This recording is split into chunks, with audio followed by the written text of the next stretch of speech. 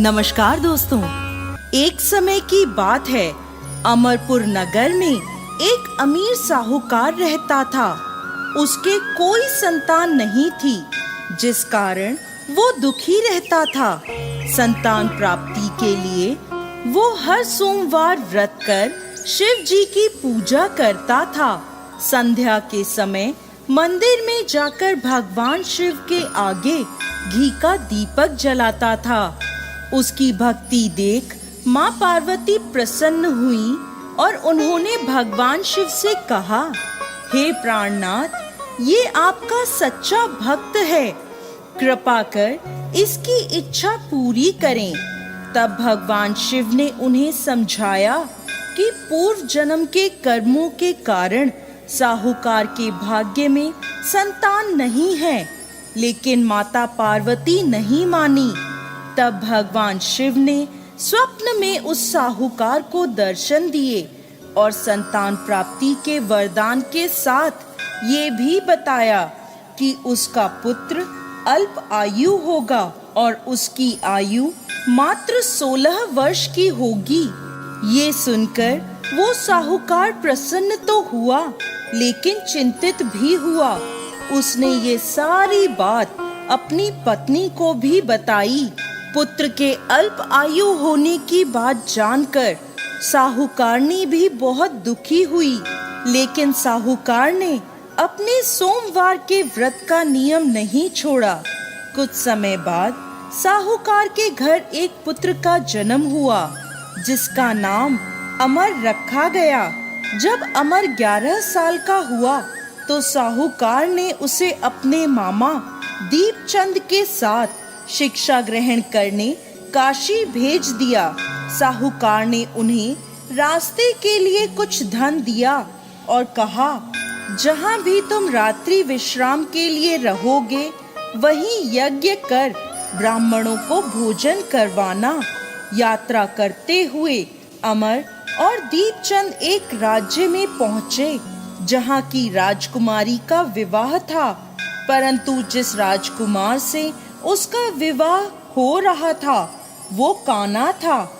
ये बात किसी को पता ना चले, इसलिए उस राजकुमार के पिता ने अमर से दूल्हे की जगह बैठने की विनती करी। अमर ने विनती स्वीकार करते हुए राजकुमारी चंद्रिका से विवाह कर लिया। लेकिन जब विदाई होने लगी, तब अमर ने राजकुमारी चंद्रिका को सारी बात बता दी और उन्हें अपने पिता के घर छोड़कर काशी चला गया।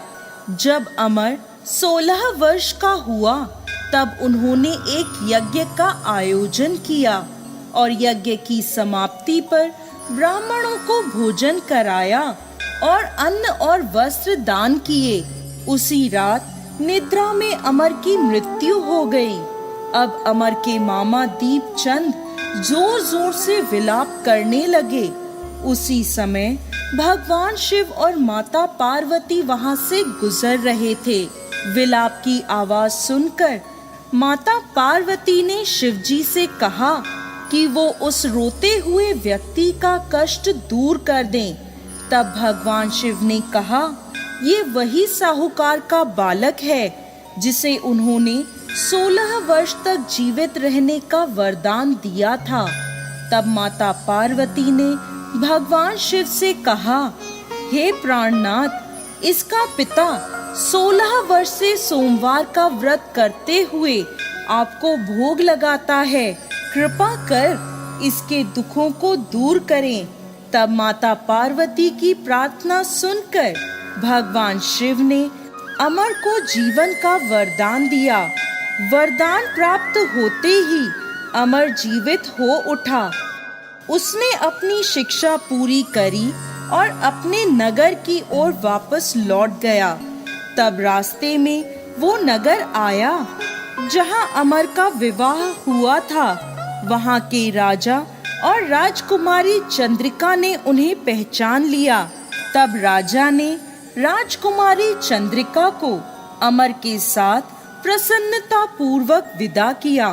वहीं दूसरी ओर साहूकार और साहूकारनी जानते थे कि 16 वर्ष की आयु में उनके पुत्र की मृत्यु निश्चित थी। इस कारण वो बड़े दुखी थे और कष्ट में अपना जीवन बिता रहे थे। तभी उनका पुत्र अमर राजकुमारी चंद्रिका के साथ घर पहुंचा।